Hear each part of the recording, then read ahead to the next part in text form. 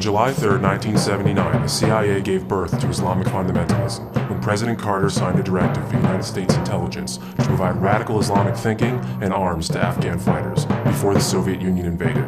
This is documented in a 1998 interview with Zbigniew Brzezinski, Carter's national security advisor. Who killed John O'Neill? Who killed John O'Neill? Who killed John O'Neill?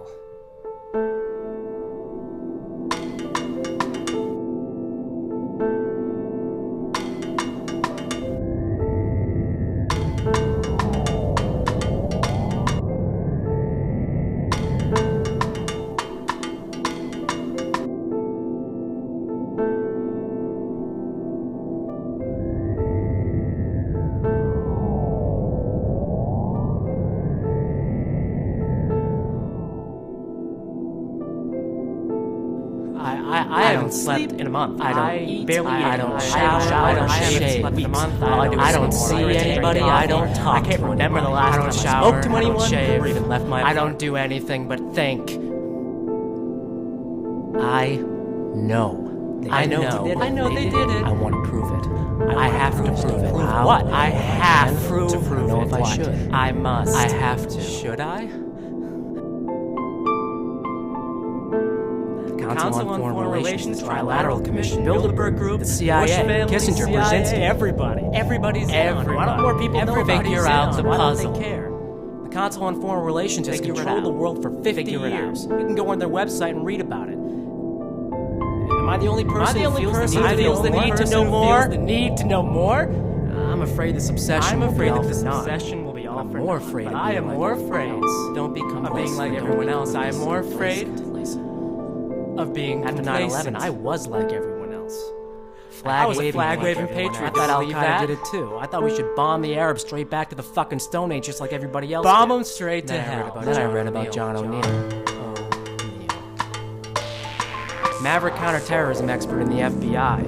O'Neill tracked Osama bin Laden since 1995. He knew more about Osama than anyone in the world. Tracked him past the embassy bombings in 98, Cole bombing in 2000. He knew more about Osama and Al-Qaeda than anyone in the world. Isn't that interesting? And O'Neill, he got into some trouble. His investigations into terrorism were blocked from up on high. Blocked by whom? In the summer of 2001, he resigned as deputy director of the FBI. At the same time, he was publicly opposed to the anti-terrorism policies of President George W. Bush. On September 10th, 2001, he started his new job with a company called Kroll Associates as head of security at the World Trade Center. A day later, he was dead, a victim of the September 11 terrorist attacks. The World Trade Center. Come on! The FBI's top counterterrorism expert, who after chasing bin Laden for 6 years just happened to take a job in the private sector. He's murdered in an internationally televised terrorist attack blamed on his arch nemesis. Killed by his arch nemesis. How ironic. Coincidence? Fate? Or conspiracy? Conspiracy. Why did O'Neill start working at the World Trade Center? Why were his investigations into Al-Qaeda stopped? Who arranged for him to get his new ill-fated job? I know the answers to these questions now. None of them have anything to do with Osama bin Laden. The more you look at the whole and not just the pieces, you don't know anything. The more you understand what really happened. John O'Neill is the key. Look into John O'Neill. Kroll Associates, Brian Jenkins, Jerome Howard. Look for John O'Neill. He's the key. Michael Cherkasky. You ever looked into the LAPD? Why don't you go back to the end? Robert Mueller. John O'Neill's in the U.S. Attorney's Office. See what cases they found. Bureau of Investigation. Go back and look at Robert Mueller. Go back and look at CIA. Bratton. John Miller. ABC Trade Center building number 7. Guess where they found out that Osama wanted World Trade Center building number 7. Do you want to know where that came from? 126. John Miller. It was on federal bunker office. Guess who? Of all the federal agencies. John O'Neill. Great friends. Get up. Jerome Howard. Brian Jenkins. Michael Howard. William Bratton. Jerome Howard. Everybody having the guy who got John O'Neill his job at the World Trade Center. You'll know everything.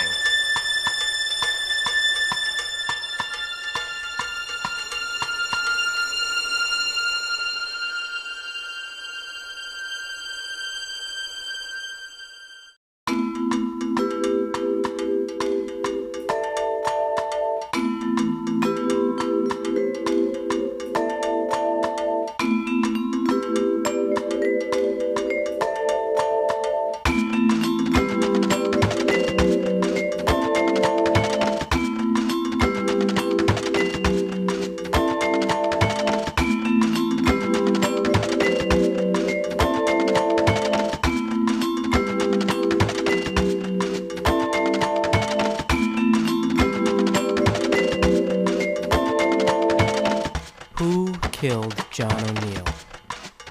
And why?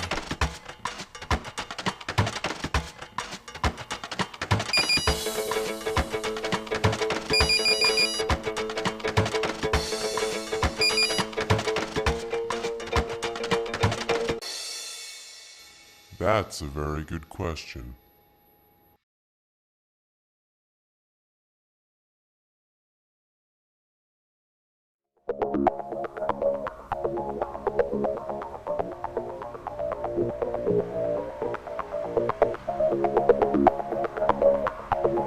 So who did kill John O'Neill?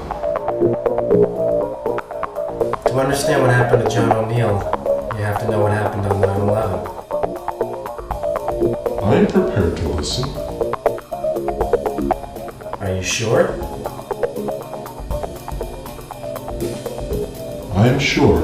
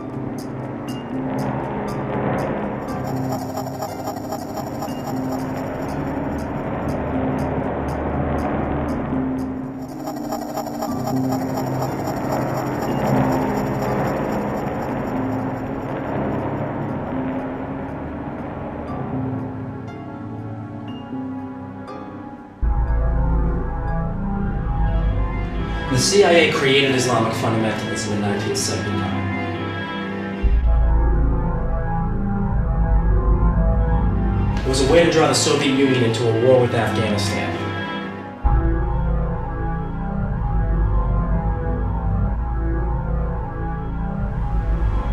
It gave the Soviets their Vietnam War.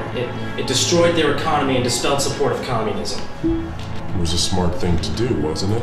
Well, not without a price. See, during the war, the US, UK, and Pakistan all supported groups of Arab fighters known as the Mujahideen.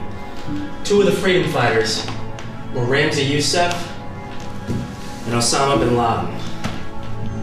Books printed by the University of Nebraska and paid for by the US Department of Education taught the Mujahideen radical theories of Islam and treated them to math problems and literature exercises riddled with allusions to guns, bombs, tanks, just overall general killing. You know, they trained them to be violent, and then they wonder why they become terrorists. It would seem that creating a radical branch of Islam pales in comparison to ending the Cold War. It would seem that way, yes. But after the Soviets withdrew, the Mujahideen were left without political support in a war-torn, impoverished, and socially unstable nation state. So they started a second resistance movement, this time aimed toward the United States. And the primary group formed at this time, in the late 80s, was Al-Qaeda. Al-Qaeda was an intelligence operation from its start, straight up to now. That's a very dangerous thing to say.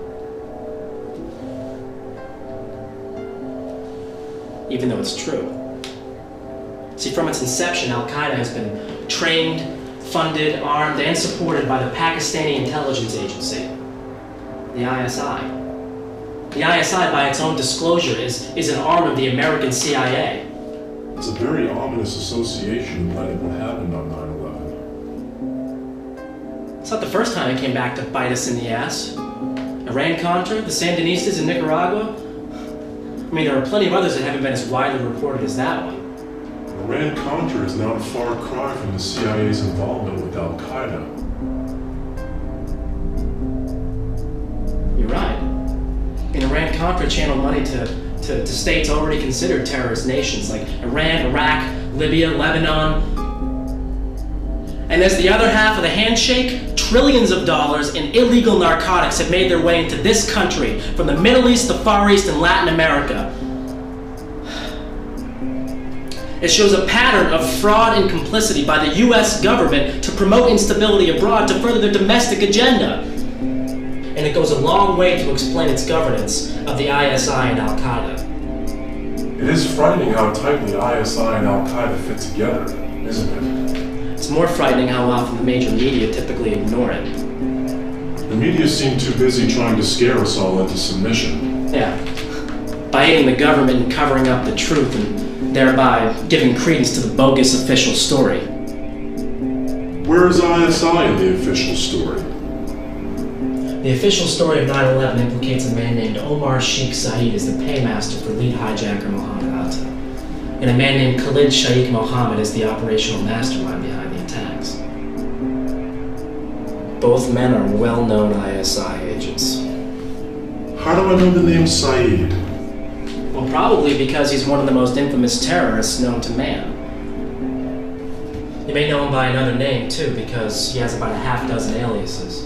But his big claim to fame is his conviction for the kidnapping and murder of Wall Street Journal reporter Daniel Pearl in February of 2002. Daniel Pearl was killed by an ISI agent? By the very man the government claims assisted in the 9/11 attacks. Pearl was on his way to meet Saeed when he disappeared. Saeed, using one of his aliases, knew that Pearl was investigating ISI ties to Al-Qaeda and 9/11. I thought Pearl was killed because he was Jewish. But it's far more likely he was killed by a high-ranking ISI agent to make sure he didn't print in a major US newspaper ISI's connections to Al-Qaeda. Because that in turn would implicate the CIA. Well, think about it. If Al-Qaeda is funded by the ISI, and the ISI is funded by the CIA, 2 + 2 is 4. What I am saying is, even though it's virtually impossible to believe the official story of 9/11, on the off chance it is true, the CIA, and therefore this government, is guilty of negligence for continuing to function as a liaison between Pakistan and Al-Qaeda. So no matter what happened, if it was them, if it was us, if it was anybody, the CIA is guilty anyway? It sounds like you just want the CIA to be guilty. He's on to us. He's CIA. Get off the phone. Okay? You are putting this whole thing in jeopardy, man. Okay, you were talking on an open line to someone you don't know, and you were telling him everything. Okay, so just put it in your head. Keep it in your head. Right up here. Just talk to me. Don't talk to him. Talk to me. Sound good? What are you doing here? What I am here to keep you from making a huge mistake, okay? In a post-9/11 world, you cannot trust anybody, especially knowing what you and I know. I understand. Okay, good. I understand that. Hey, wait, no. Okay, no. Okay, you understand. Let's go pack a bag. Get your stuff, and let's get out of here. We can still get out of here if we do. No. What? I'm not going anywhere. Okay. CIA hit squads. Okay, CIA hit squads. They're coming up the stairs. Oh, there are plenty of people. Whole hits, AK-47s and black best, man. You know they're coming. Black helicopters outside. Oh, they're coming. They're coming. They're gonna take us to an underground bunker somewhere and tie car batteries to our nuts. There is no one coming up here. Oh, God. Oh, God. Oh, God, I told you. I told you you were gonna get us killed, and now you did it. Now you did it. Okay? Shut up. Oh, look at the birds. Oh, there's a conch shell. Oh. So nice. Put it up to my ear, I can hear the ocean. Oh. Open up. You're under arrest. Under arrest for what? Yeah, be firm with the CIA. That's real good. For wasting your life with these conspiracy theories instead of contributing something useful to society. Who the hell are you?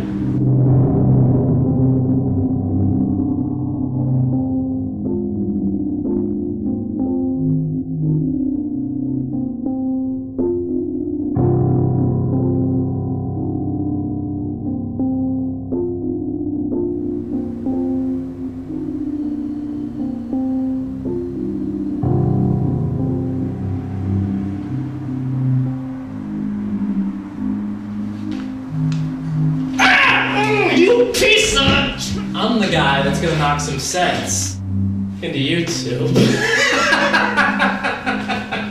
You think this is funny? You think this is fun?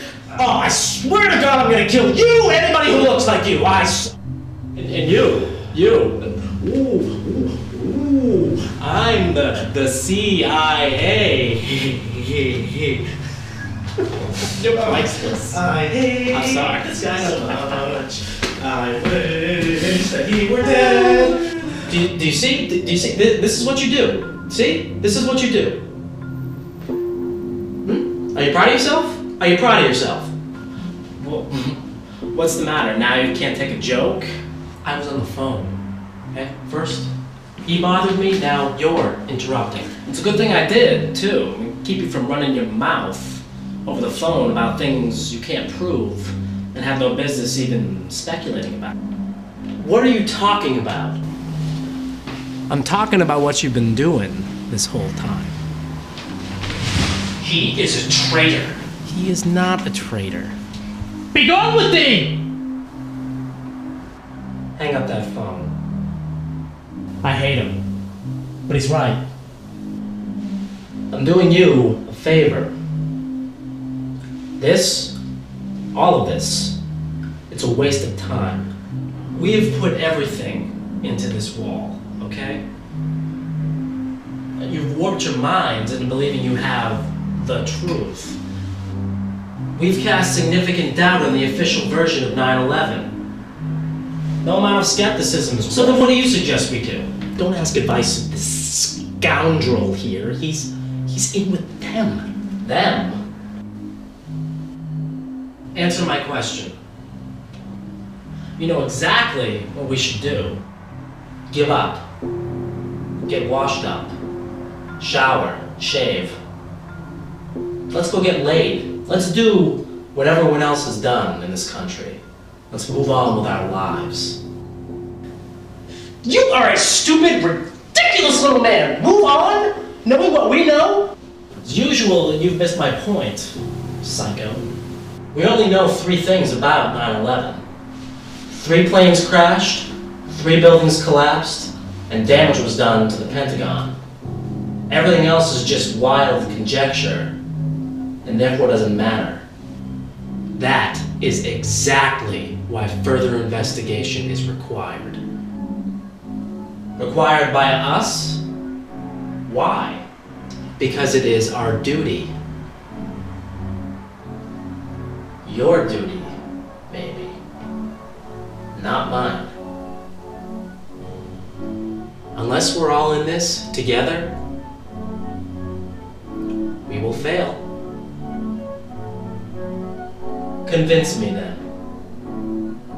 Why should I care what happened on 9/11? Why is it my duty to know what really happened? September 11th was the most absurd day of all time. I've often thought that. The masses were inundated with hordes of information, all of it pointing to this shadowy terrorist network and its maniacal supervillain Osama bin Laden. Within hours, it seemed as if the government had solved the crime without even gathering any evidence. It did seem a bit forced, I'll grant you. Oh, preach on, brother phone man! Yeah!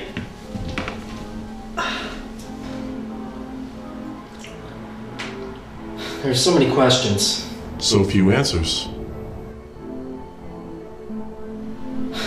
What caused those buildings to collapse? The official version says the fires from the burning jet fuel caused the collapses of the Twin Towers. But can anybody... Not you. But can anybody prove that? Engineers and scientists have proven it with physics. And other engineers and scientists have proven with physics that that didn't happen. What do you mean?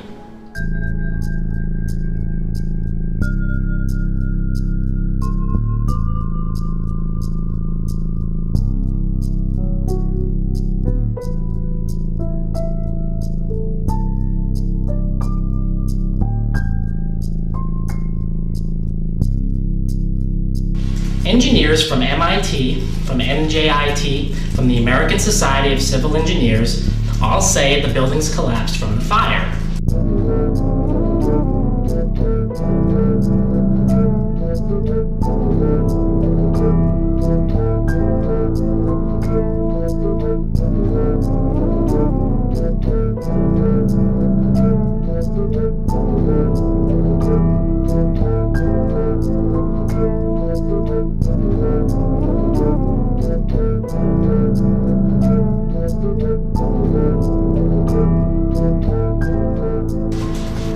See? There you go. Who are you? Many other engineers and scientists all say the fires could not have caused the collapses. But this is physics. It's math. It's not up for debate. It is if you don't have all the information. No one knows how hot the fires burned, how wide or fast the fires spread, how long the jet fuel burned, or even what they don't need to know. They have the designs of the buildings, which of course have never been released to the public. And they can make a very well-educated guess. And that's not proof! So why is the official story being shopped around as the official truth? Because no one can prove it's wrong. So it's a universal negative? It's hardly a reason to go to war. Okay. Give me another way those buildings could have come down. Could have been a controlled demolition. It certainly looked like controlled demolitions. And if you look at some angles of replays of the Twin Towers falling, you can actually see squibs where explosive charges are going off. Those could just be latent explosions from the interior buckling of the buildings. The point is, it can't be proven with physics. You know, one person can argue and prove mathematically that one thing happened, while another person can argue and prove the exact opposite. Without the basic tools needed for understanding what was happening inside each building, it is impossible to prove anything. And with absolutely no proof, this government's reaction to 9/11 has essentially been one huge, gigantic hate crime against Muslims. That's because it was first a hate crime against us. Go back to Skull and Bones, you neocon, Republican, Nazi, fascist, Zionist, Satanist piece of shit. Shut up, both of you, okay? Focus. There's one anomaly I've yet to mention here. Which is? Never in the history of construction has a single skyscraper ever collapsed due to fire. Never? Not once. So 9/11 was a historic day for controlled demolitions experts. Now you don't even need the explosives. You can just crash a plane right into the building and let the collapse take care of itself. You're right. It's a bit convenient that 3 buildings fell from fire on the same day when it had never happened before in history. Which brings me to Building 7. For reasons that have never adequately been explained, World Trade Center Building Number 7 collapsed at 5 p.m. that afternoon. Something's always bothered me about that. It was the strangest thing, and no one ever talks about it. Building 7 was not hit by a plane. But there were fires raging on floors 8, 11, 12, 13, and 18. Those floors in order were the American Express Bank, the Securities and Exchange Commission, Standard Chartered Bank, and Citigroup. Those are 4 financial institutions. Is that a coincidence? There's no such thing as a coincidence. So what? So all the floors on fire had to do with money. Big deal. No, that building also had the offices of the Secret Service and the IRS and the clandestine home to the New York branch of the CIA. I mean, imagine what kind of, incriminating evidence went down in those buildings. Incriminating? How? That branch of the CIA was the headquarters for the joint FBI-CIA investigation into Al-Qaeda. Standard Chartered Bank was used by Omar Sheikh Saeed to wire $100,000 to hijacker Mohammed Atta. Those offices of the SEC were ground zero for preemptive investigation into pre-9/11 insider trading. Oh, and you think they didn't recover all that information? According to officials from the SEC, most of those cases were either scrapped or postponed for a great length of time. Okay. So what about the investigation into Al-Qaeda?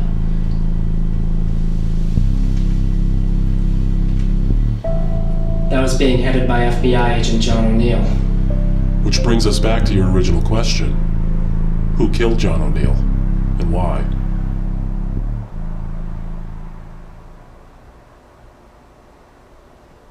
I can't answer that yet.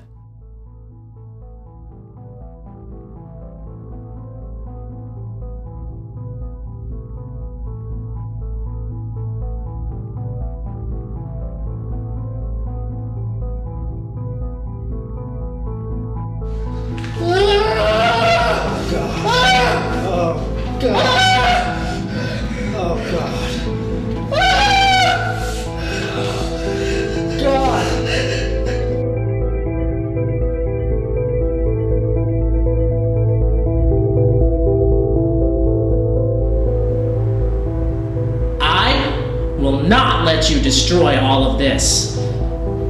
Destroy what? This! All of this! We have the power to change things. The only group capable of stopping the United States government is the people of the United States.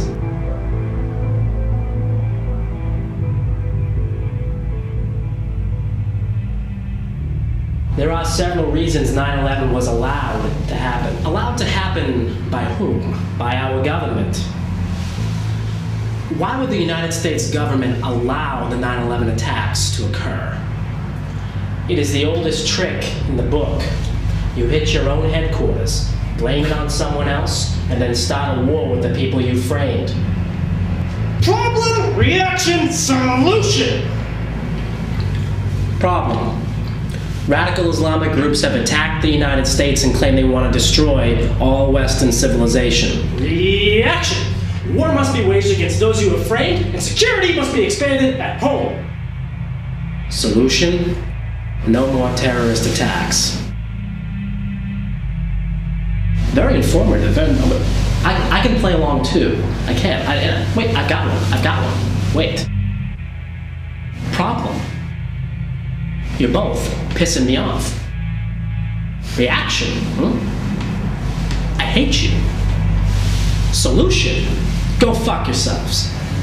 This wasn't the first time it happened. Give me an example.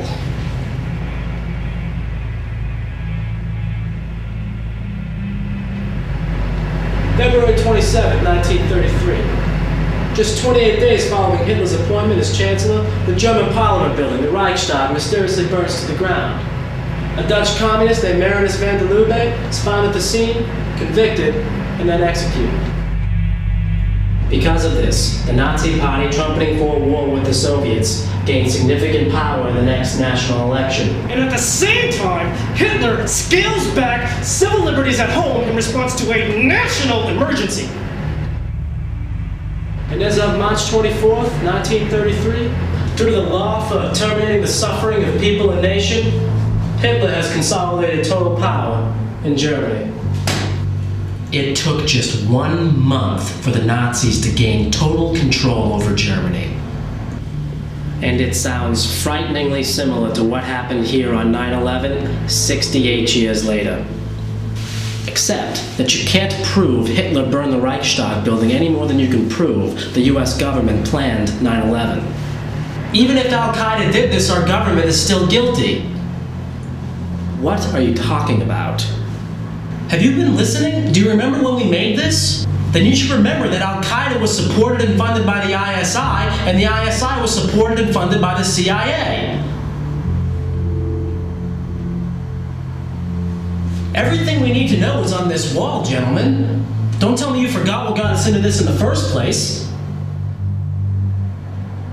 That's it.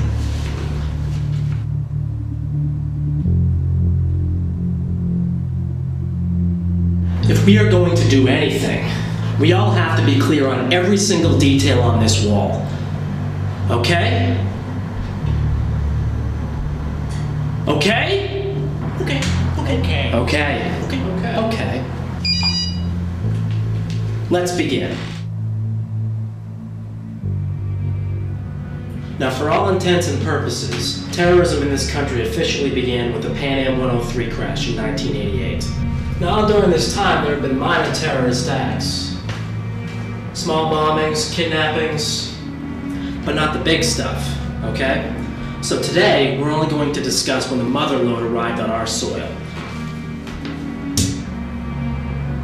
On February 26, 1993, a bomb went off in the World Trade Center. 6 people were killed and thousands were injured. The idea was to knock the North Tower into the South Tower so both would fall onto Wall Street.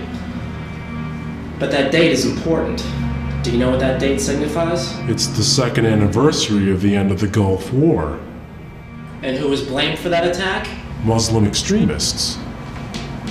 Ramzi Youssef, Muslim extremist. Former Mujahideen fighter Ramzi Youssef entered the country on an Iraqi passport. Now, he was sentenced to death by Manhattan Federal Court on September 11th, 1996. Are we beginning to see a pattern here? These Arabs sure have an affinity for anniversaries. Someone sure does. Now, what is their obsession with the World Trade Center? Well, you'll remember that we were all told that the World Trade Center was a target for terrorism because of one reason. It was the home base of the US economy. But then we're told at the same time that the terrorists targeted us because of our values, because of our freedoms. So why bomb the World Trade Center when structures like the Statue of Liberty or the Washington Monument are far brighter beacons of freedom? Why indeed? I warrant that the first World Trade Center attack was a staged event, a psyop, its sole purpose being to shine a light on the World Trade Center towers, to convince people that they were future targets of terrorism. I do recall all of the counterterrorism pundits after 9/11 saying, quote, Al-Qaeda always wanted to finish the job. Oh, I'll get to the counter-terrorists in a little bit, but your point is well taken. But wait, how do we know that the 93 bombing wasn't Al-Qaeda, Like everything, we don't exactly know, but in hindsight it makes the most sense. And here's why. After 93, a series of terrorist attacks plagued the US. As we move through this, you will begin to understand how specific agendas within specific parts of government, media, and industry have created a propaganda campaign to wage war, with 9/11 as the prime selling point. There was the OKC bombing in 95, the embassy bombings in Africa in 1998, the USS Cole in 2000 in Yemen, and then, of course, there was 9/11. There's an anomaly in there. All of the attacks you just mentioned were blamed on Al-Qaeda, except for OKC. However, there is a connection. Timothy McVeigh's lawyer claims that he and Terry Nichols were not the only 2 people who planned the OKC bombing. He contends that Nichols made several trips to the Philippines in the years before the bombings and met with Ramzi Youssef. McVeigh served in the Gulf War, and Youssef entered the country with an Iraqi passport. Coincidence? Conspiracy! McVeigh and Nichols both visited al-Qaeda training camps in the Philippines after the Gulf War.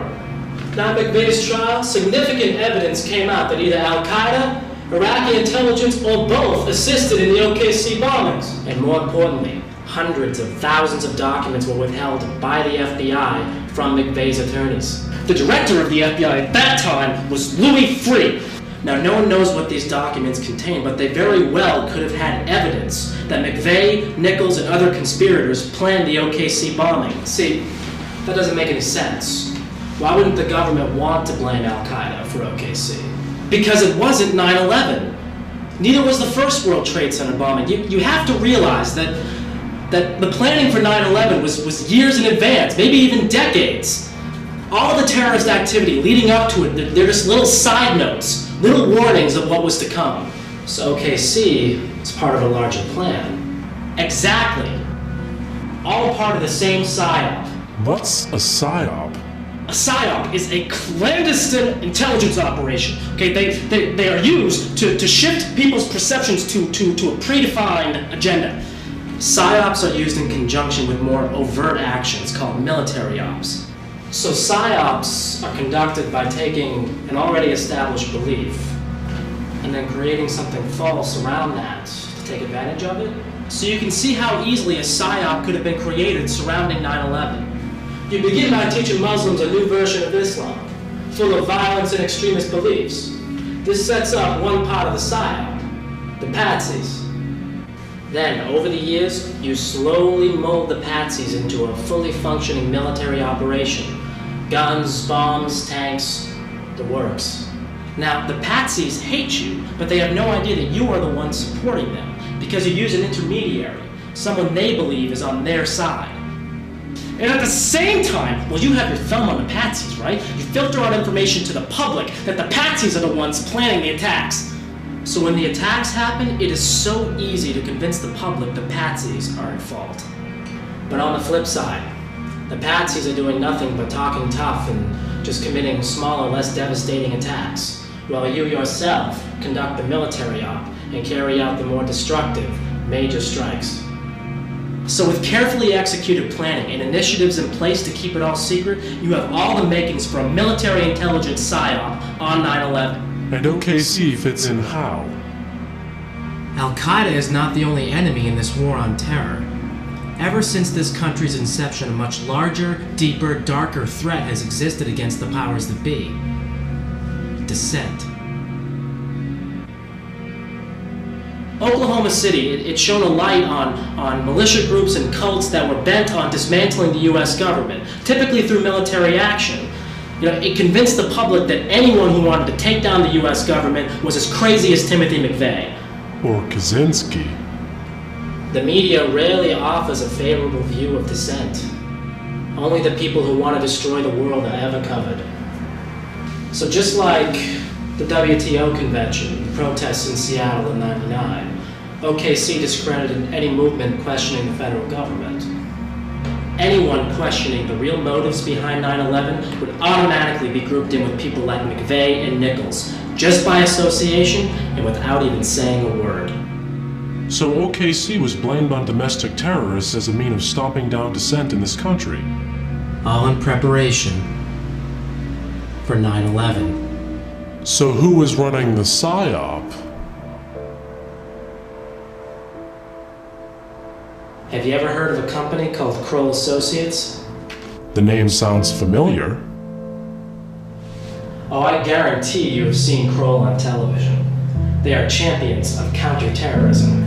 This is where the counter-terrorists come in? Maybe they didn't run the PSYOP, but they sure as hell did cover it up. My friend, Kroll was bigger than you could possibly imagine. Kroll Associates is a global securities and intelligence firm, Publicly traded and privately managed, Kroll specializes in large building security and industrial espionage. In 1993, Kroll got a contract to manage security at the World Trade Center. They held that position up until the moment the towers fell. The current CEO of Kroll is Michael Cherkasky. Cherkasky is a former assistant district attorney under Robert Morgenthau in Manhattan. The former employees of Kroll include people like William Bratton, a former police commissioner in Boston and New York City, and now chief of the LAPD. And then, of course, there's Brian Jenkins. Based out of Los Angeles, Jenkins is the country's foremost expert on aviation terrorism. Now working for the powerful think tank, the RAND Corporation, out of Los Angeles, Jenkins is a noted counterterrorism pundit and appears on many talk shows and news magazines. And lest we forget, Jerome Hauer. Jerome Hauer, the go-to guy for bioterrorism. In an investigation of 9/11, Hauer's name comes up more than anybody else's. As a managing director of Kroll in New York City, Hauer was responsible for doing security at the World Trade Center. Jerome Hauer is also the guy that got John O'Neill his job as head of security at the World Trade Center. Yes, he did. Just prior to this, Jerome Hauer was Rudy Giuliani's right-hand man in New York, where he headed up the Office of Emergency Management, OEM, FEMA, in New York City. And it was by Jerome Hauer's suggestion that Mayor Giuliani constructed what became known as the Federal Bunker Offices in World Trade Center Building Number 7. Fireproof, bomb-proof, bulletproof, these OEM offices were basically Giuliani's headquarters in New York City. Until WTC-7 collapsed on 9/11. That is incredible. Besides just these jobs, Hauer has been the #1 bioterrorism expert in the whole world. He is a well-known advisor to the Council on Foreign Relations, formerly worked for the National Institute of Health, and is currently the head of the Office of Public Health Preparedness. And on the morning of 9/11, just as the attacks were happening, Hauer instructed the entire White House staff to go on Cipro, the anti-anthrax drug. Now, how did he know anthrax was going to become an issue? Well, as fate would have it, Hauer worked in 1999 with Stephen Hatfield, the prime suspect in the anthrax attacks, at the Scientific Applications International Corporation, the SAIC. This company, the SAIC, was awarded a huge biodefense contract after 9/11. Hatfield, a well-known friend of Jerome Hauer, was working on the military-grade anthrax program at U.S. AMRID, Fort Detrick, Maryland. And Battelle. Don't forget Battelle, A chemicals company with long-standing ties to the CIA. Hauer was well aware of the U.S. AMRID project in Maryland. So is Hauer CIA? Kroll is CIA! Come on! We don't know that. Oh, yes we do. Yes we do. I mean, they're intelligence, not just gonna come right out and say it. But you know what they do. You know what they do. Oh, you know it. They are private intelligence! A managing director there has said, quote, Kroll is like a private CIA. He knows what's going on. He knows what's going on. And there are other companies like Kroll as well. There's T&M Protection, run by Robert Tucker. Tucker met with O'Neill and Howard the night before 9/11. They had drinks at Elaine's. There's Strang Hayes Consulting. There's Wackenhut Corporation. Then there's CTC International. The Cohen Group.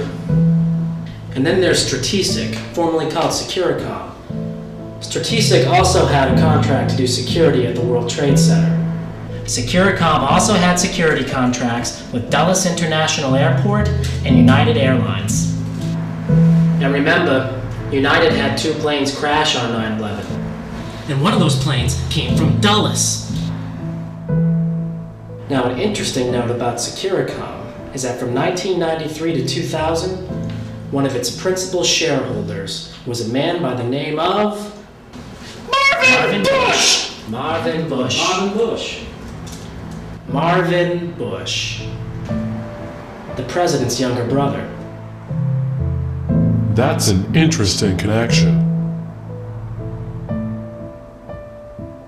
But not necessarily indicative of anything. It's 6 degrees of separation. Bush's younger brother doing security at the World Trade Center is something that needs to be seriously investigated! By that rationale, we could have known a guy who knew a guy who worked with a guy who stood in the same street corner as Jerome Hauer, and therefore we're guilty. We are saying it's guilt by association, which maybe we shouldn't do. You can't discount Kroll's connection to all of this! No, I can't. And I won't. Now, Kroll has been involved in a host of shady operations. In 1991, the Kuwaiti government hired Kroll to investigate Saddam Hussein's finances. In 2002, Kroll was given the massive responsibility of reorganizing Enron. Through 97 and 98, Kroll oversaw the elections of the Teamsters Union. And just following 9/11, Kroll was tapped by the LAPD to monitor all counterterrorism efforts in Los Angeles. Kroll really gets around.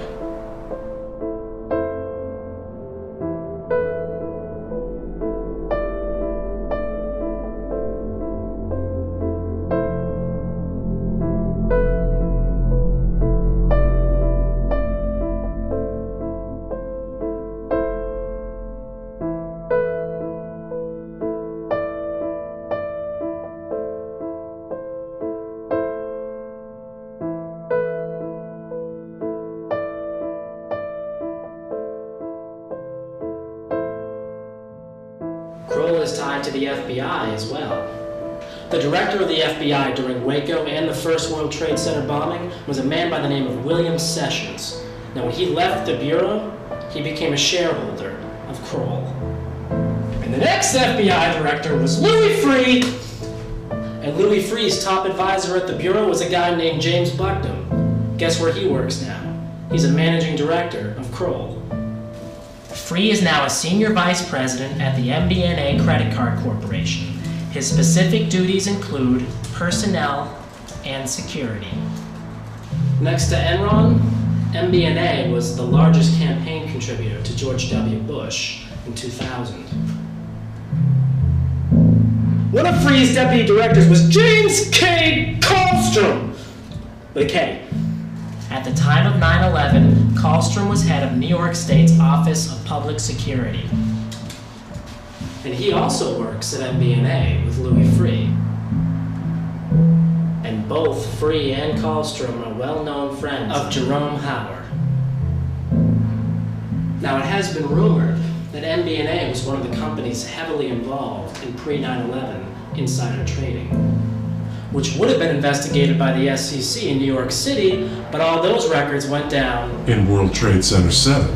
You want to know what really gets me? I'll tell you what really gets me. How all these guys, how did Cherkasky and Jenkins and Bratton and Hauer, just how the hell did they become terrorism pundits, huh? I mean, they drop themselves out on TV all the goddamn time saying Al-Qaeda this and terrorist threat that, and from our research and blah, blah, blah. Just where the hell did they get all their information?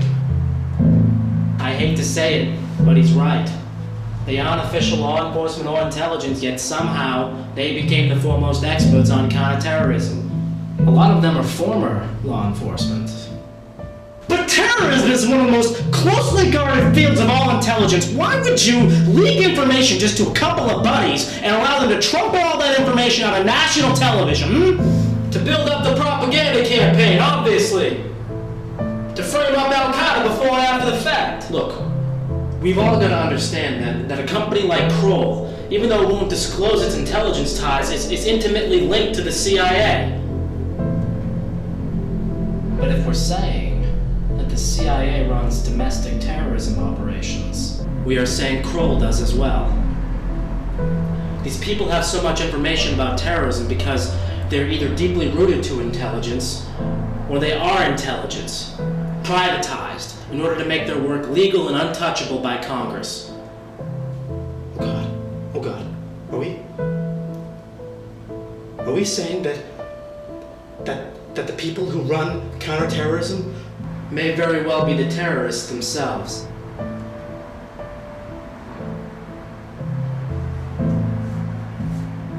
Look, it's no coincidence that Kroll did security at those buildings. And it's no secret that Kroll employees have more inside knowledge about terrorism than even the FBI and the CIA do.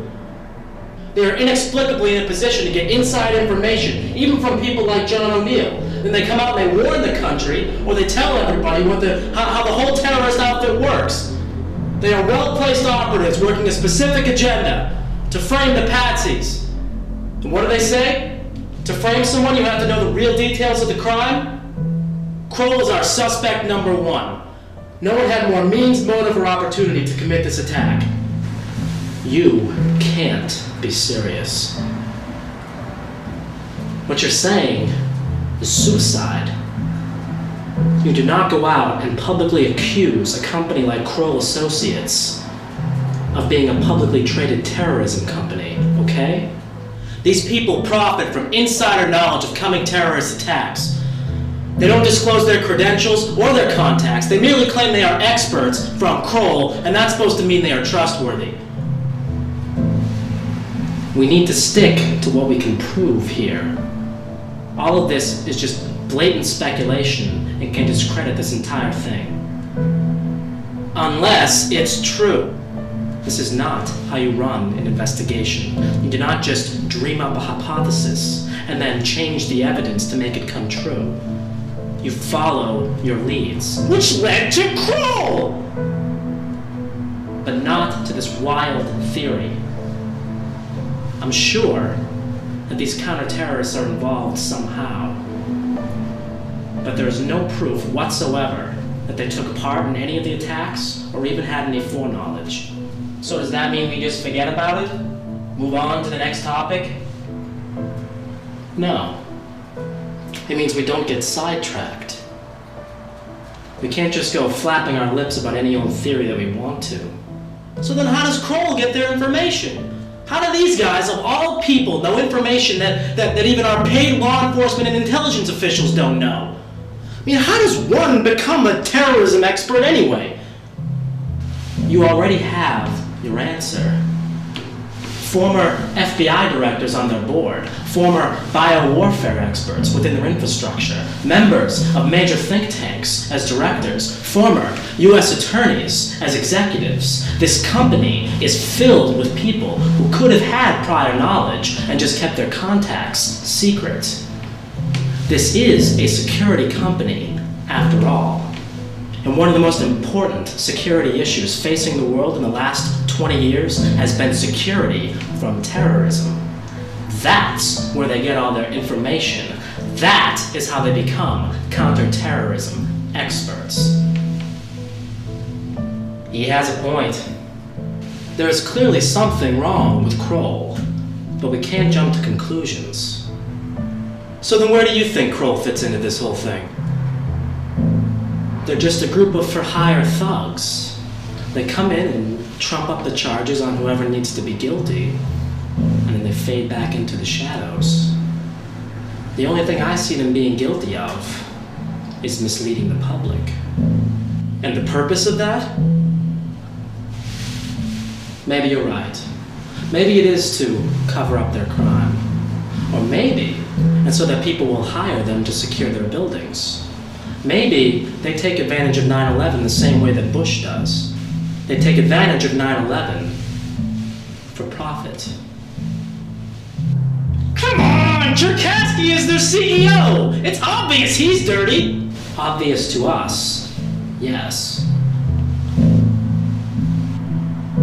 Look, Cherkasky takes us back to New York. Let's focus on that.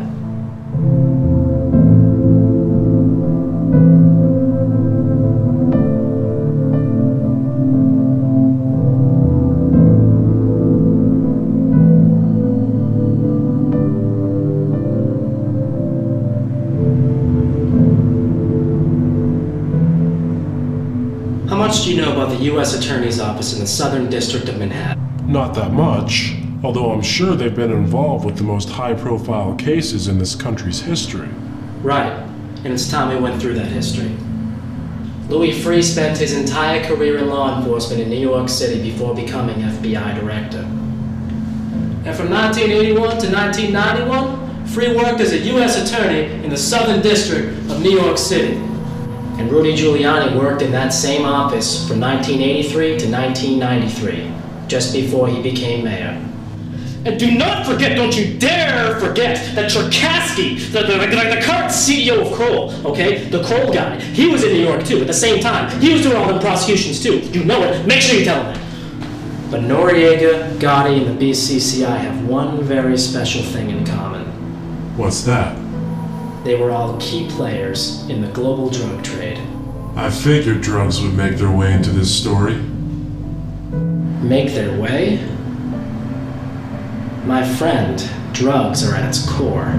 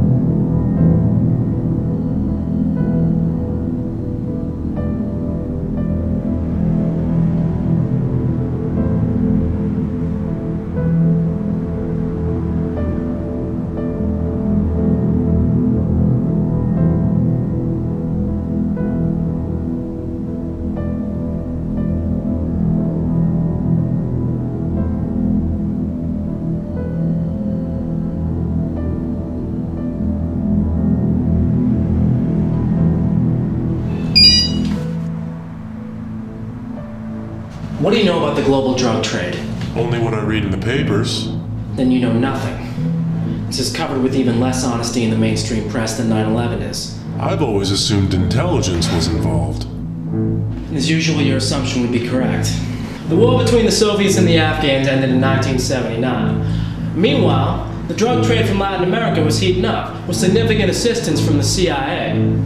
It started big time with the formation of the Medellin drug cartel in Colombia in 1978. Founded by Carlos Leader, the Ochoa brothers, and Pablo Escobar, the Medellin cartel operated by manufacturing the coca plant into cocaine and shipping it to the U.S. The collaboration began when Leader purchased an island in the Bahamas Where corporate tax and banking laws are extremely lenient. and used that land as a jumping off point to launder the money taken in by the drug sales. The Bahamas is home to thousands of tax-exempt corporations. Including companies owned and managed by American International Group, AIG. The largest insurance company in the world and the sixth largest corporation in the world. One of AIG's companies in the Bahamas is named after a woman called Coral Talavera. And who is she? She's Carlos Leader's wife. She is the head of an AIG branch in San Francisco. I don't understand. Isn't Carlos Leader in prison? Not anymore. Carlos Leader was extradited from Colombia to the United States for trial in 1987. A year later, he was convicted and sentenced to life plus 135 years for drug trafficking and murder. While he was in prison, Carlos Leader struck a deal with the United States. Take down the cartel, and he would be granted freedom. Along the way, he implicated and then testified against Manuel Noriega, Panamanian dictator and middleman for the Medellin cartel. Noriega was captured through an invasion of Panama in 1989 under the first President Bush. He was convicted of drug running, racketeering, and money laundering in 1992. And Leader? According to the official U.S. record, whereabouts unknown. See, there's one thing ties all these points together. The cartel, AIG, the CIA, the Contras, Noriega. One thing connects them all. The BCCI. The Bank of Credit and Commerce International, or for our discussion today, the granddaddy of all money laundering scams. The BCCI was and remains the largest instance of fraud and bankruptcy in global history. Located out of Abu Dhabi, the BCCI operated without fail throughout the 70s and 80s as a money laundering and investment finance bank. This is documented in the investigation by Morgenthau and Cherkasky in New York, but also by the investigation in the United States Senate, which was headed by Senator John Kerry. Financial ties can be made between the BCCI and Manuel Noriega through his facilitation of the drug trade. By 1992, the BCCI was broke and busted up by U.S. authorities. However, one point about this rarely mentioned case is that a principal shareholder of the BCCI, right, is a guy named Khalid bin Mahfouz. Khalid bin Mahfouz. A Saudi financier and investment banker, whose other claim to fame is his dubious investment in a company called Harkin in the late 80s. Harkin? Isn't that one of George W. Bush's companies? The man with a 20% stake in the largest money laundering operation the world has ever seen saved our president's business career. Khalid bin Mahfouz has also been implicated as one of many very prominent Saudis who has funneled money to Osama bin Laden. That would make President Bush someone who has done business with a known terrorist. Bin Mahfouz. Regardless, the drug trade is going to escalate in the 1980s. And why wouldn't it? Reagan is your president, and Bush is your VP. Okay, the greatest drug smuggler in the history of drug smuggling was a guy named Barry Seal. Barry Seal, okay? He was an admitted CIA agent, okay? He was contracted at least as back as like the early 60s. In the early 60s, Barry Seal is living in New Orleans, where he joins a Civil Air Patrol unit, whose captain is an eccentric fellow by the name of David Ferrie. Joe Pesci from JFK? Ferrie was, by all indications, a conspirator in the JFK assassination. And another member of the Civil Air Patrol unit is Lee Harvey Oswald. So the drug trade is somehow tied to the JFK assassination? Seemingly. But the connections don't stop there. The Barry Seal was a pilot, a great pilot by all accounts.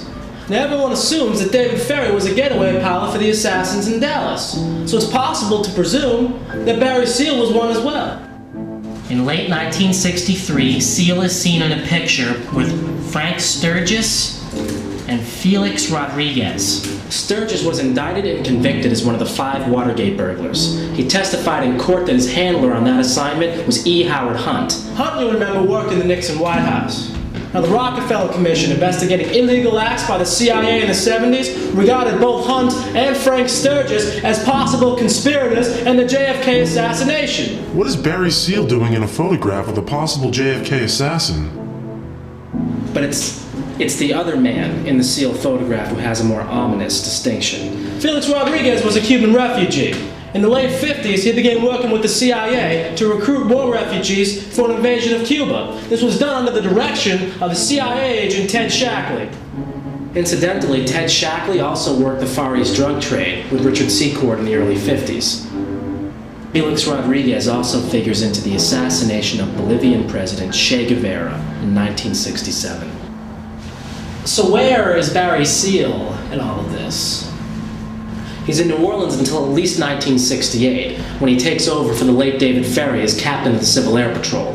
Now, in the early 70s, Barry Seal is running cocaine through New Orleans. He's running it on planes later identified to be former Air America planes. Planes used by the CIA in the 50s and 60s to ship heroin from the Far East. When the Medellin cartel is founded, Seal immediately hooks up with their operation. By 1981, he is trafficking in more drugs than anyone in the history of this country. And it is around this time that Barry Seal moves his operation from New Orleans to Mena, Arkansas. And where is that? About 180 miles from Little Rock. A small little out-of-the-way mountain town. A small little out-of-the-way mountain town that just so happens to have a major U.S. airport. The Mena Intermountain Municipal Airport. From at least 1981 to 1986, this airport is ground zero for all illegal narcotics activity in the United States. You see, Barry Seal, he began flying his drugs into this airport, most likely with the knowledge of then-President Reagan and the next 2 presidents, Bush and Clinton. How does he get away with it? He only gets away with it for a little while. It is suspected that Seal traffics in nearly $5 billion worth of cocaine in this 5-year period. The U.S. Attorney in Arkansas at this time, Asa Hutchinson, never opens an investigation, even though FBI informants, MENA employees, and the Arkansas State Police have all told him that this illegal drug trafficking has been occurring. Ironically, Hutchinson went on to head the DEA and is now the Undersecretary for Border Transportation and Security in the Department of Homeland Security. So Seal is virtually untouchable for this period. Even though the FBI and the DEA have all opened up investigations into his operation, he remains a contract agent with the CIA. But with overwhelming evidence of drug trafficking mounting against him, he finally turned states in 1985. He testifies in several trials against Medellin traffickers. And this compromises the entire CIA operation. I mean, Barry Seal isn't only running drugs for the cartel, he's also involved in the drugs for arms trade in Nicaragua. The DEA even places him in a sting to photograph Contras loading cocaine onto an airplane in Nicaragua. And this pisses the CIA off, but good! Seal's next mission is to trick Pablo Escobar and the Ochoa brothers into coming to a neutral third-party country where they will be extradited. I mean, he's about to take down the entire Medellin cartel. But then news of Seal's cooperation with the DEA became leaked to the national media. He has to be called back in midair from his task to meet with the Ochoa brothers and Pablo Escobar. And who is responsible for this press leak? Admittedly, it is none other than Oliver North, the primary figurehead in the Iran-Contra scandal. Barry Seal is later gunned down in Baton Rouge, assassinated by the Medellin cartel. It is rumored that on his dead body is the personal private phone number of George H.W. Bush. The MENA operation, it's already in jeopardy, but it becomes a major problem when one of Seal's former planes is shot down by Sandinistas later on in 1986. The only survivor of the crash is a man named Eugene Hasenfuss, and he claims he is running cocaine for the CIA. The plane can be tracked back to MENA, so for the time being, the MENA operation is close to being exposed. No president has ever spoken directly about the events in Mena, Arkansas. However, Governor Clinton, just when he was rising from obscurity to become president, made his only public comments about the massive drug operation being conducted right in his own backyard.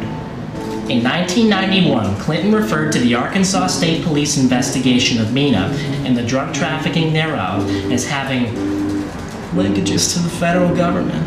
It includes all kinds of questions whether he, meaning Seal, had any links to the CIA. And if that backed into the Iran-Contra deal. The war on drugs, it's just a war against the inner cities. The wealthy line their pockets with all the illegal drug money, drugs that they bring into the country themselves, and they peddle it off to the poor people in the ghettos.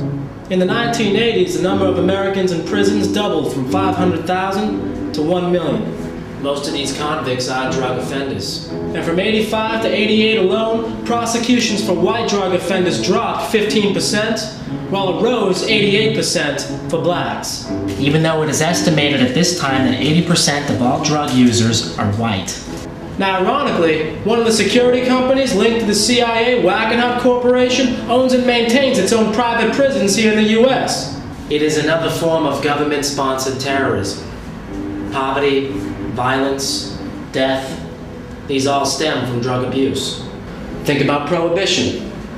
The government lifted the ban on alcohol because the social ills of alcohol abuse weren't nearly as bad as the violence that came along with the criminal importation of alcohol. So why not legalize all drugs? Surely there would be more drug addiction, more drug-related death, but there would be far less violence associated with the illegal sale of narcotics. And which is the lesser of two evils? The CIA has destroyed the inner cities of this country, destroyed millions of lives at a profit. I'll give you one guess as to the primary bank used for laundering the money from the global drug trade. The BCCI.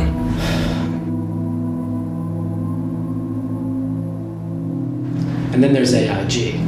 AIG mans its own fleet of aircraft. AIG owns and maintains over 400 airplanes.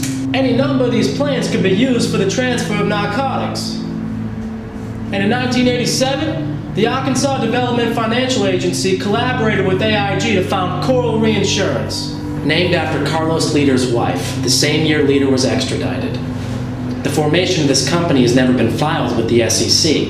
There's no known paperwork on it at all. And Arkansas was where Seal was flying in his drugs. Yes, as a CIA operation, with Bill Clinton as governor of Arkansas. During the heyday of the BCCI, with Noriega still in power in Panama, and with John Gotti heading the New York Mafia, where more drugs end up than anywhere in the world. This truly is a vast conspiracy. You could say that. And AIG's founder is a well-known CIA operative, C.V. Starr, and one of AIG's current directors is the son of CIA founder Frank Wisner. Now, the chairman and CEO of AIG is a man named Maurice Hank Greenberg. Now, he's formerly the head of the New York Stock Exchange and the Federal Reserve. Not only that, in 1995, his name was floated by all people, Jay Rockefeller, to be head of the CIA. Instead, Bill Clinton appointed John Deutsch, who had been a director of the SAIC, the technology and biodefense company formerly advised by Jerome Howard and Stephen Hatfield. But don't lose sight of Greenberg. Maurice Greenberg has also chaired the Council on Foreign Relations, the CFR. What's that? One of the most powerful organizations in the world. Founded in 1921 by President Wilson's chief counselor, Colonel Edward House, the CFR operates as the primary advisor to the United States government. The CFR's principal contact in the U.S. is the CIA. And the chairman of the CFR is the CEO of AIG. With its obvious intelligence links, just imagine how scary it is to think about a company like AIG. Insurance companies are the foremost private intelligence gathering agencies in the world. Insurance agents? They can find out anything about anybody! Who knows more about you than your insurance company? Your medical records, your bank records, driving records, personal history, your fucking life story. Just think if that company was sharing information with the government. Worse. Just think if that company had $100 billion in assets and could invest that money at will. You're saying that money laundered from the drug trade could be used to fund terrorism. There's one fact I haven't told you yet. What's that? In 1993, AIG became the principal shareholder of Kroll Associates.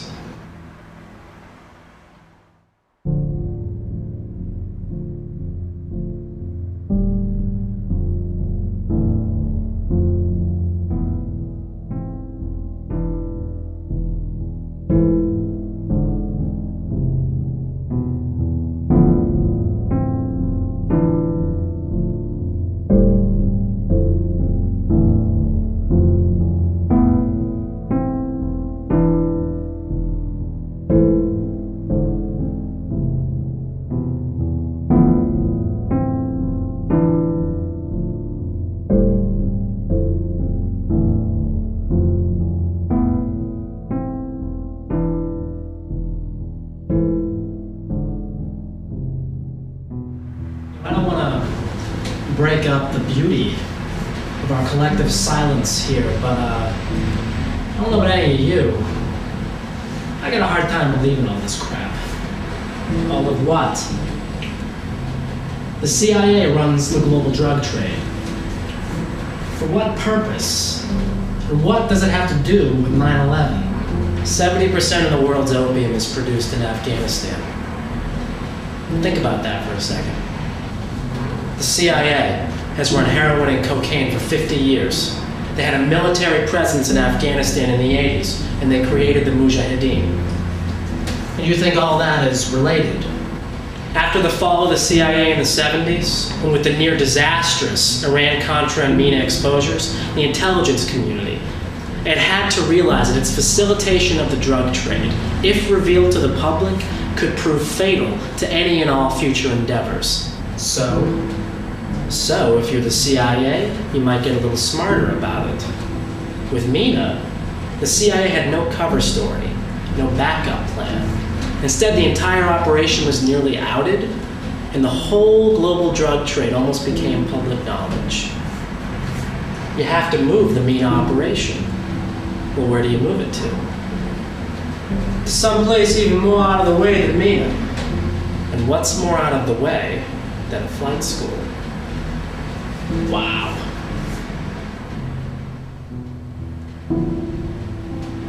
Where did Mohammed Atta get his flight training? Hoffman Aviation School in Venice, Florida. There are over 200 flight schools in Florida. Why did the hijackers just happen to choose Huffman? Huffman Aviation is authorized by the INS to issue these very popular vocational student visas to foreigners. These allow people to enter the country legally and without much paperwork. Mohammed Atta had one of these visas. Guess who gave it to him? It's Rudy Deckers, CEO of Huffman Aviation. And there is overwhelming evidence that Rudy Deckers works for the CIA. Why would a CIA agent run a flight school? On July 5th, 2000, the DEA discovered over 30 pounds of heroin on a plane owned by Wally Hilliard. And who is he? He is the owner of Huffman Aviation. The same Huffman Aviation which in the 1990s induced hundreds of Arab students to come and train at their school by issuing these highly coveted visas. Is it starting to make sense now? 30 pounds of cocaine, Arab men posing as students, CIA agent as CEO. Okay, I see where you're going with all this. The Mina operation didn't stop. It just changed locations to this flight school and probably dozens of others. And Mohammed Atta's role in all this? He is not training to be a pilot. He is a pilot. He is the new Barry Seal. There is evidence Mohammed Atta had flight training at Maxwell Air Force Base in Alabama. And if he already has flight training, why is he attending a flight training school? Who says Al-Qaeda is a terrorist operation? Al-Qaeda was formed in the wake of the fall of the Soviet Union in Afghanistan. The phrase translates literally to mean the base. They are essentially an arm of the former Mujahideen, which was created by the CIA. The CIA runs drugs globally. The CIA trains its own armies and pilots and instills a military presence in every country, all around their crop. The Sandinistas, the Colombian death squads, and now Al-Qaeda. If you're pushing 70% of the world's heroin out of one country, and something goes wrong and the operation becomes public, you need a backup plan. Al-Qaeda isn't involved in terrorism. They're just framed up as terrorists to hide their true nature. They are a drug cartel, plain and simple. All that video they show of Osama firing his machine gun and training all those people, he's not training terrorists. He's training soldiers. Soldiers to guard the heroin trade. When 9/11 happens and Al-Qaeda is pinned for the crime, no one cares at all about the heroin smuggling. Because drug smuggling means nothing to people who have just watched the World Trade Center explode. Alright, but you're still missing a major point here, okay? How could Al-Qaeda smuggle all this heroin out of Afghanistan when the Taliban abolished all poppy farming in 1999? The Taliban did this? Says who? You're saying they didn't? I know the US claims they did, but if the Taliban did this, tell me, how did they make $40 million off of taxes from opium farmers in 2000? So what are you saying? I'm saying the Taliban only eradicated their crop on paper. In reality, the heroin trade continued. There were fucking aerial photographs, surveillance, satellite imagery. The goddamn fields were being burned. Of course they were. Part of the process of growing any kind of crop is eradicating the fields to then regrow the plants. And it makes no sense for the Taliban to stop the flow of opium. It's the only thing keeping the economy afloat at all. And the Taliban, it's installed. It's installed in Afghanistan specifically for the purpose of keeping the heroin flow coming. Oh yeah, keep it coming, baby. Because if you have a cartel like Al-Qaeda, functioning as a patsy, being blamed for terrorist attacks all over the world, You would need a government not recognized by the United Nations. That way, you couldn't invade and you couldn't extradite any of the terrorists. And the heroin trade goes on without missing a beat. So what you are saying, let me get this straight. What you are saying is that the only reason they do 9/11 is specifically to hide the fact that Al-Qaeda is a drug cartel? Because I gotta tell you, that is the stupidest fucking thing I've ever heard in my entire life. 9/11 didn't just hide the opium trade. It gave the United States a free pass to invade Afghanistan and build the oil pipeline they had been planning for years. It set up a race war. It set up a religious war. It opened the door for the United States to attack anybody it deemed was harboring terrorists. Internationally or domestically. And what did W say? You're either with us or you're with the terrorists. And 9/11 instilled in us the basest of all fears. Any time, any day, any place, an airplane, tall building, subway, shopping mall, grocery store, local newsstand, chemical, biological, nuclear, doesn't matter. 9/11 could happen again. And guess what? It will happen again. It's inevitable. This is a lifelong battle. In this corner, you have the United States, the shining example of freedom, peace, and goodwill. And in the other corner, you have Al-Qaeda, dirty, bearded, hate-mongering terrorists. The whole thing's a setup. It's a show. It's theater. It distracts all of us from what's really going on. The systematic destruction of national sovereignty all across the world. That is preposterous. What's easier to believe? When Al-Qaeda is a vicious terrorist organization bent on annihilating all freedom and peace in the world? Or it's a cartel whose sole purpose is to ensure the safety of the heroin trade out of the Middle East? That is a real tough one. I'm gonna go with option A. They are Islamic fundamentalists. They flew fucking planes into the World fucking Trade Center, okay? They killed some 3,000 infidels along with themselves because Allah told them it was a smart thing to do. If I were to tell you that a man habitually does cocaine, frequents strip clubs and escort services, would you believe he were A, a drug runner, or B, an Islamic fundamentalist? That's obvious. What is your fucking point? The man I am referring to is Mohammed Atta.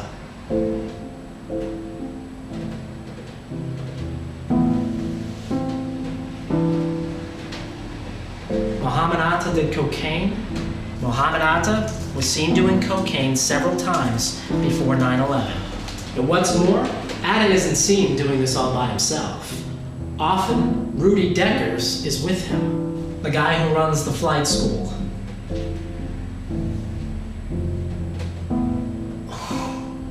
Islamic fundamentalism strictly forbids the ingestion of any unnatural drug, and it firmly teaches that treating women as objects of desire is a sin. So if Mohammed Atta is already committing sins, he ain't going to paradise to see Allah, that's for sure. So why would he then take his own life in a terrorist attack?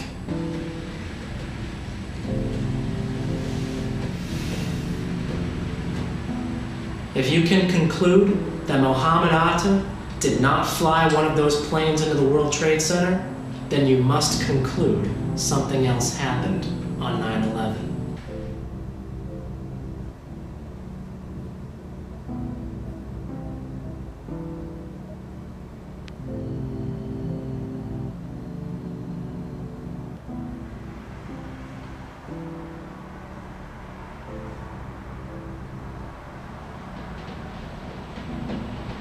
You're right. And that begs the question, what really happened on 9/11?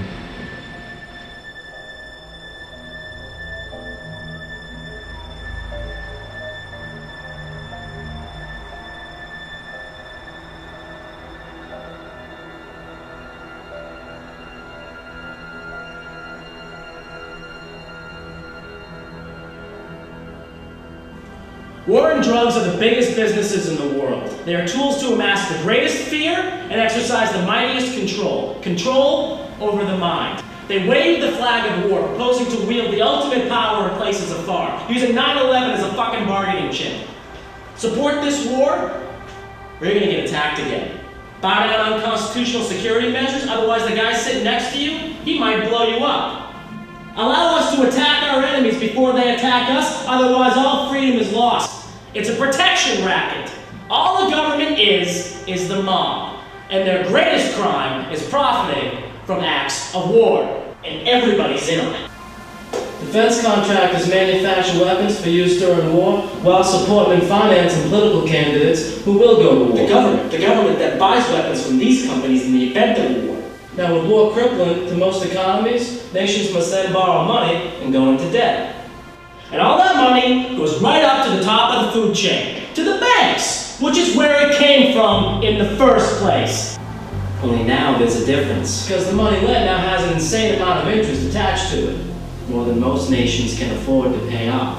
And then the cycle repeats itself. No one ever wonders where the national debt comes from. Who loans countries the trillions of dollars it takes to fund a national budget? Is it us? Is it the people? If that's true, then the government owes us $7 trillion.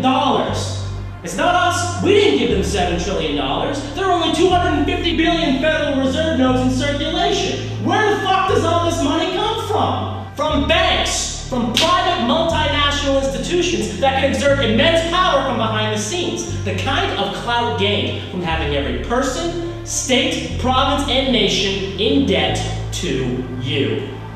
By controlling all money in the world, you can control all people in the world.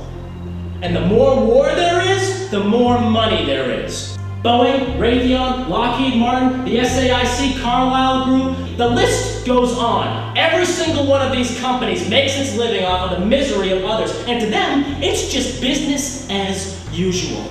These companies even arm our enemies before we fight them.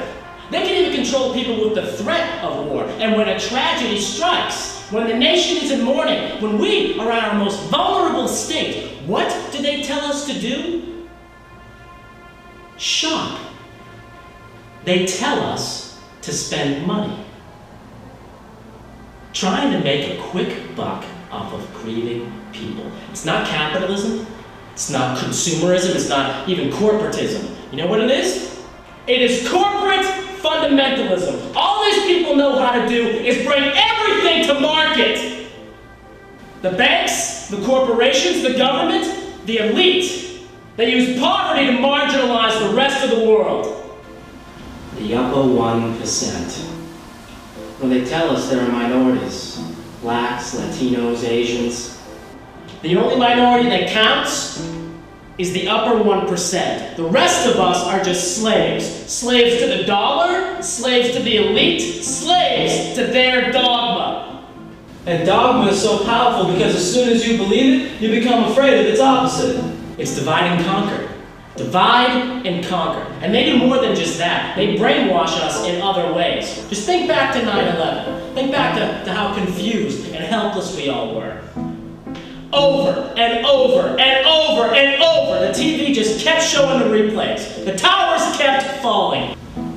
Patients suffering from post-traumatic stress disorder will often face a recurring trauma. In this state, scientists have proven that the human mind is very susceptible to suggestion. These people will believe anything you tell them. We all incurred a major trauma on 9/11. They could have told us that fucking UFOs piloted those planes into the Twin Towers, and on 9/11, we would have believed them because we just needed it to stop. We just needed to point the finger at someone and say they are responsible, and because we needed to know our government could protect us. It was PTSD on a national scale. All the images, the rhetoric, patriotic American themes, it has all hijacked our minds. Senator Johnson said in 1917, the first casualty when war comes is the truth.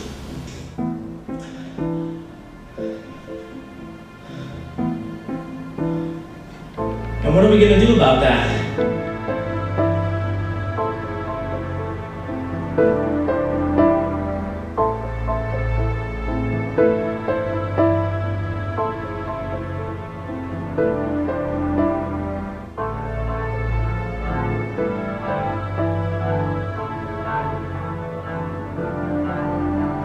I didn't want to say anything before, you know how easily they can get riled up, but I wanted to tell you, I think what you've done here, it's very courageous.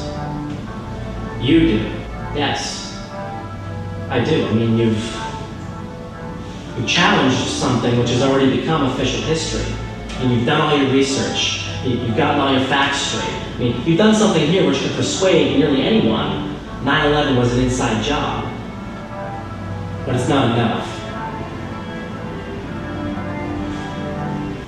You've got to understand something. I believe everything you've said here. I do.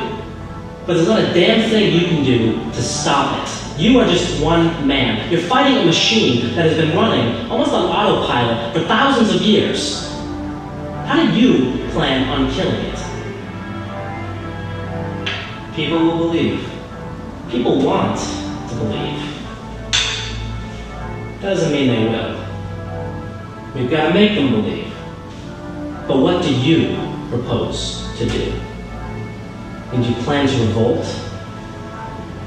How do you plan on doing that? We must do something. I agree. But what? There are plenty of things we could do. Like what? But what I understand, and you've done a pretty good job of hammering this home, the beast has been alive forever. No one's been able to stop it so far. What makes you think you are the one who will succeed?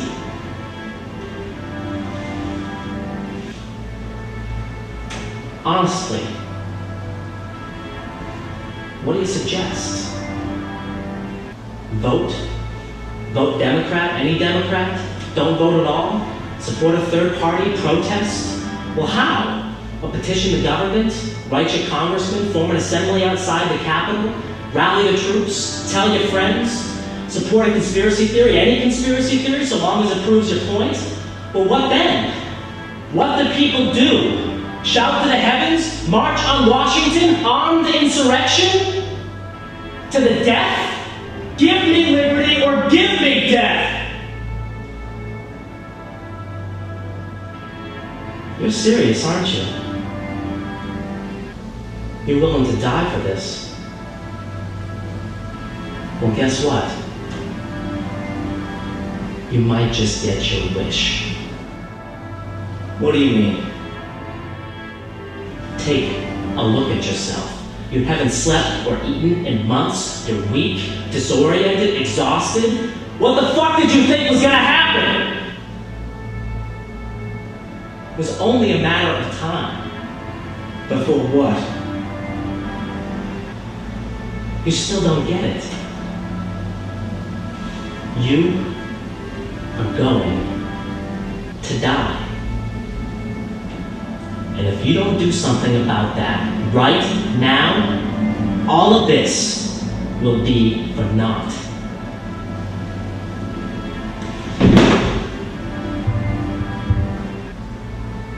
We must do something.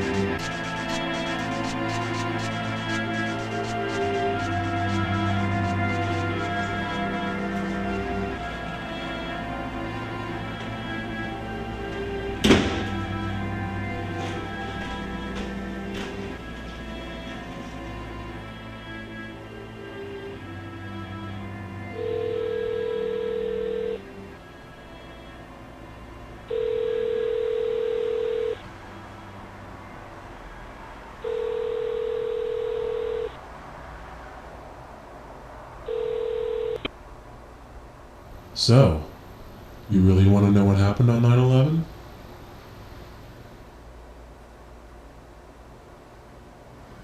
I am prepared to listen.